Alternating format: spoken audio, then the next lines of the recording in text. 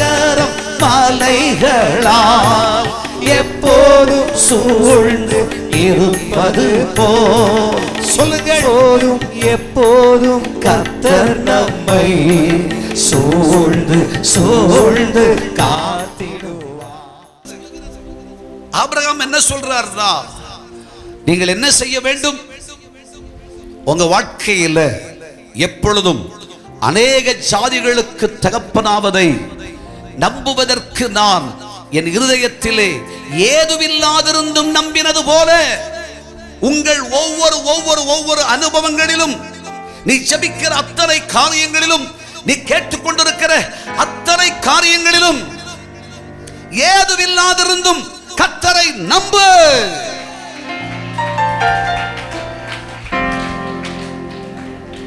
முடியவே முடியாது, நடக்கவே நடக்காது அப்படின்னு மனுஷன் சொல்றான். ஏதுமில்லாதிருந்தும் நீ கர்த்தரை நம்புவாயாக.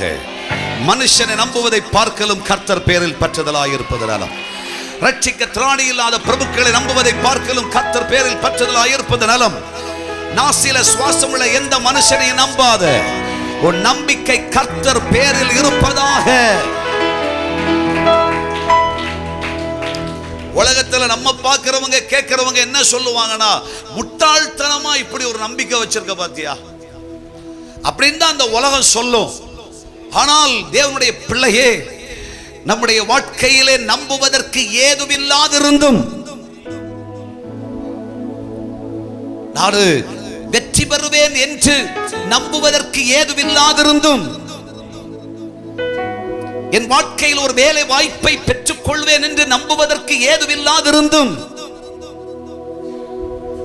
வெளிநாடு செல்வதற்கு வாய்ப்பு சாத்தியமே இல்லை ஏதுமில்லாதிருந்தும், திருமணம் நடப்பதற்கு ஏதுமில்லாதிருந்தும், ஒரு வீட்டை கட்டுவதற்கு ஏதுமில்லாதிருந்தும், என் நம்பிக்கை சொல்லுது, என் கர்த்தர் எனக்காக யாவையும் செய்து முடிப்பார். என் சரீரத்தில் இருக்கிற வியாதி சுகமே ஆக, டாக்டர் சொல்லிட்டார், பிறந்ததிலிருந்தே வந்த வியாதி இது சாகும் வரைக்கும் உன்னை விட்டு போகாது. ஆமென். நம்புவதற்கு ஏதுமில்லாதிருந்தும், ஸ்கேன் ரிப்போர்ட் அதுதான் சொல்லிச்சு, டாக்டரே அதான் சொல்லிட்டார், இனிமே வாய்ப்பே கிடையாது. ஒரு சரீரத்தில் வந்த இந்த வியாதி, இந்த பலவீனம் உன்னை விட்டு நீங்கவே நீங்காது. ஏதுமில்லாதிருந்தும் என் நம்பிக்கை சொல்லுகிறது, என் கர்த்தராகிய தேவனாலே எல்லாம் ஆகும். என் தேவனாலே எல்லாம் ஆகும். ஹல்லேலூயா. கர்த்தரை நம்புங்கள், கர்த்தரிடத்தில் நம்பிக்கையாயிருங்கள்.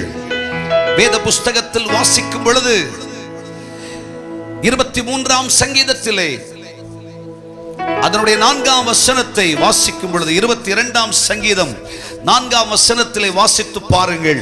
வேதம் சொல்கிறது, எங்கள் பிதாக்கள் உம்மிடத்தில் நம்பிக்கை வைத்தார்கள், உம்மிடத்தில் நம்பிக்கை வைத்தார்கள், நம்பின அவர்களை நீர் விடுவித்தீர். நம்பின அவர்களை கர்த்தராகிய தேவன் அவர்கள் இக்கட்டுகளிலிருந்து, காவல்களிலிருந்து, கஷ்டங்களிலிருந்து, பிரச்சனைகளிலிருந்து, வியாதிகளிலிருந்து கர்த்தர் அவர்களை விடுதலையாக்கிறீர். எங்கள் முற்பிதாக்கள் கர்த்தரை நம்பினார்கள். ஹல்லேலூயா. ஆமென். கர்த்தரை நம்பினோர் பேறு பெற்றோர், அவர் உண்மையிலே பாக்கியவான்கள். ஹல்லேலூயா. எருசலேம் நகரம் மலைகளால் எப்போதும் சூழ்ந்து இருப்பது போல் சொல்லுங்கள். போதும் எப்போதும் கர்த்தர் நம்மை சூழ்ந்து சூழ்ந்து